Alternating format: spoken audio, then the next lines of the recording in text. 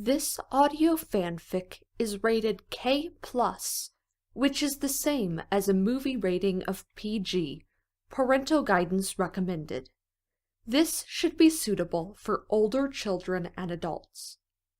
For more information on what the rating means, please go to www.esrb.com.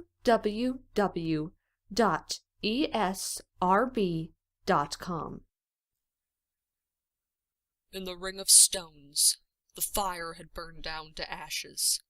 I gently laid another log on top of the gray embers and watched the flames lick hungrily at the fresh wood. I was such a coward. They were only words, right? But hadn't I learned long ago that words can hurt so much more than knives? And wouldn't I be the one to know? The flames were fighting for the wood, curling around each other in their eagerness to feed. Even if they spoke a strange language here, even if I could not understand them, I still knew what they must be whispering. Like dogs, they could sense fear. They were laughing at me, for they knew I was afraid, that I was a coward. My eyes strayed, as they always did, to the backpack on the ground an arm's length away. I knew the contents of the pack better than I knew my own hands. Bottles, flasks, torches, my juggling balls, a worn doublet of red and black, and probably a few stray feathers or tufts of fur from Gwyn's last snack. But there was one other object in that pack, and it was that object that drew my gaze and fanned my fear. Words. Words that I was too much of a coward to read. As if my hands had a mind of their own, I reached towards the pack and opened it, pulling into view the book that I alternatingly loved more than my life and hated more than my death. I opened it slowly, as if it could bite me. It probably could. Not my hands, maybe, but my heart that was already thudding unnaturally fast at the very sight of it. I began to read the words on the first page. I didn't need to read them. I had read them so many times in this past year that they were burned in my heart. But I did, just like I did every evening. Why? Why was I sitting here again, reading the words when I knew they would only cut me? Did I think it wouldn't hurt this time? That I could just forget? I wasn't reading anymore. Instead, my eyes scanned the pages with feverish speed, glancing over the words because I knew the story they told. As I turned over each new page, my heart sped up, and fear clouded my mind. It was not a long book. Soon I reached the second-to-last chapter, and my hands stopped their frenzied turning of pages. I had never read past this point. I had never had the courage. What made me think that this night would be any different? The chapters didn't have names. There was just chapter 20, and then the words began again. The first letter, a D, was decorated with red flowers like drops of blood on the page. I let my eyes wander down.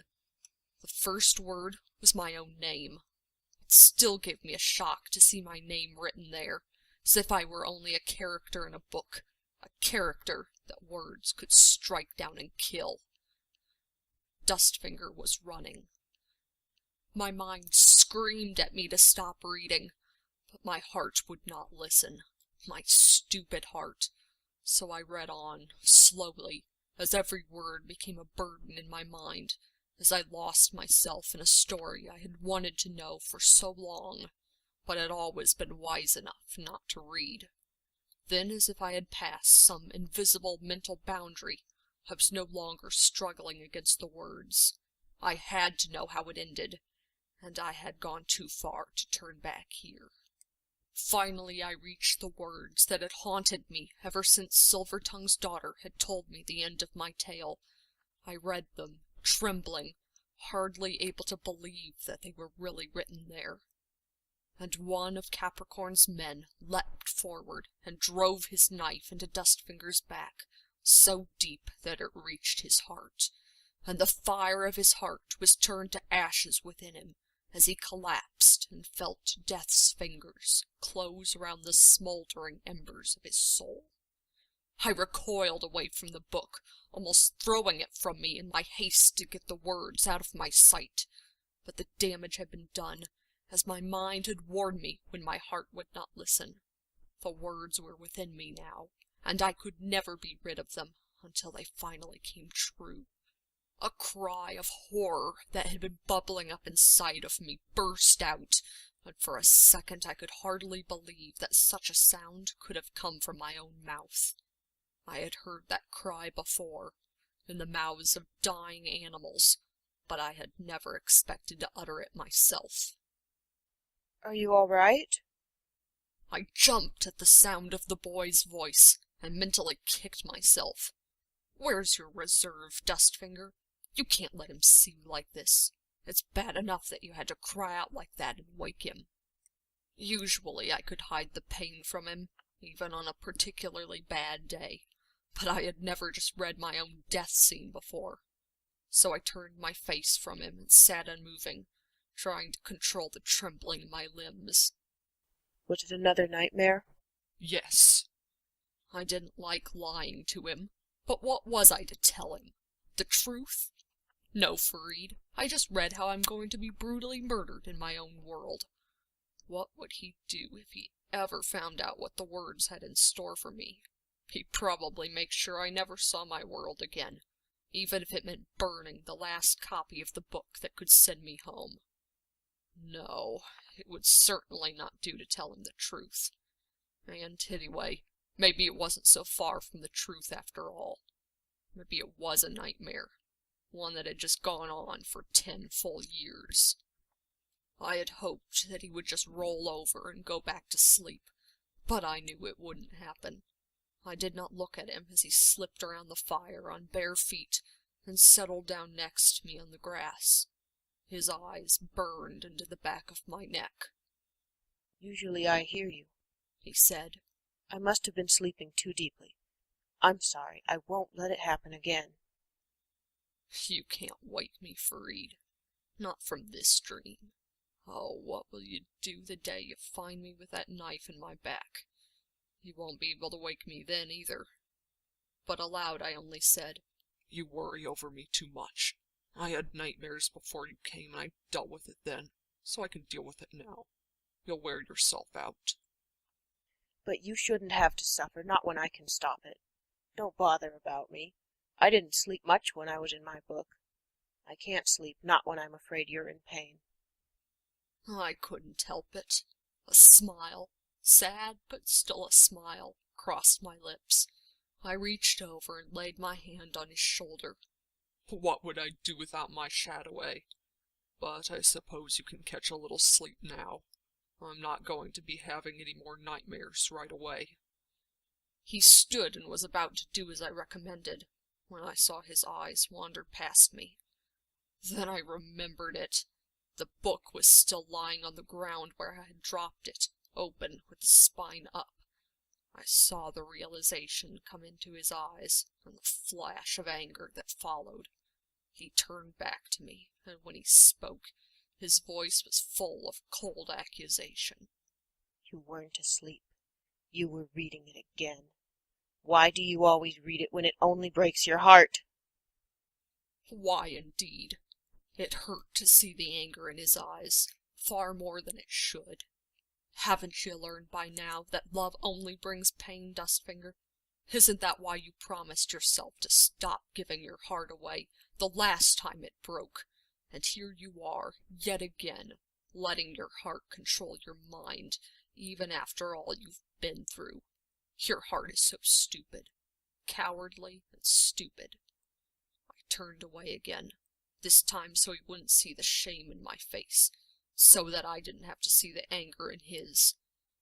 But then I felt his hand on my shoulder. When I looked around again, the anger was gone from his eyes, and had been replaced by an emotion I could not name. "I understand why you do it," he said softly. "It's because it's all you have, and even if it hurts, it is better than nothing. Because there's no other way for you to see the ones you love. If you were gone and all I had were words to read about you, I'd read them too, even if the memories hurt. But you'll get back, I know it, and then the words won't be able to hurt you any more. If only. But I knew so much more than he did.